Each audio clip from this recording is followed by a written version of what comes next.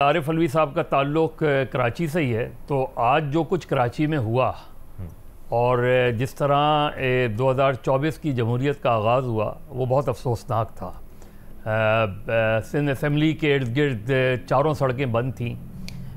जिस तरीके से टेयर गैसिंग, लाठी चार्ज, हालांकि कोई बहुत बड़ा मजमा भी नहीं था अपोजिशन का, और अपोजिशन भी बज़ाहिर मुझे तकसीम नज़र आ रही थी कि JUI अलग प्रोटेस्ट कर रही थी और GDA और जमात इस्लामी और PTI अलग कर रही थी। लेकिन उसके बावजूद भी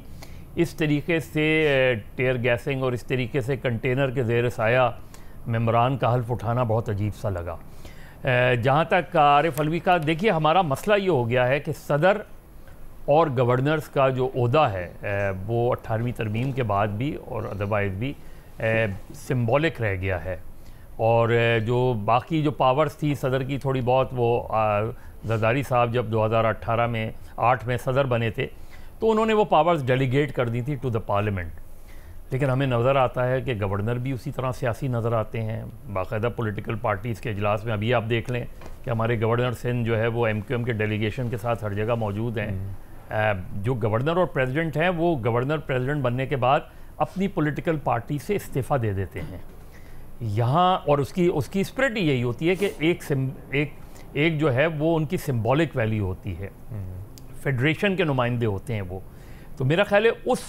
उसमें देखें तो हमें आरिफ अलवी साहब का एक बहुत डिफ़िकल्ट टेन्योर था,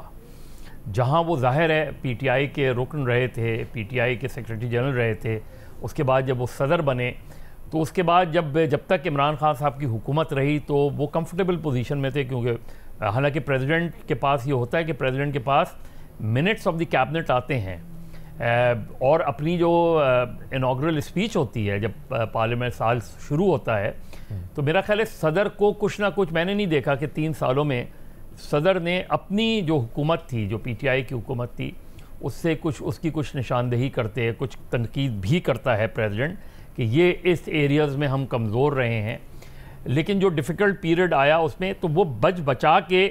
आरिफ अलवी साहब ने अपने आप को निकालने की कोशिश की। एक ज़ाहिर है जब वोट ऑफ नो कॉन्फिडेंस था तो वो बहुत डिफ़िकल्ट पीरियड था।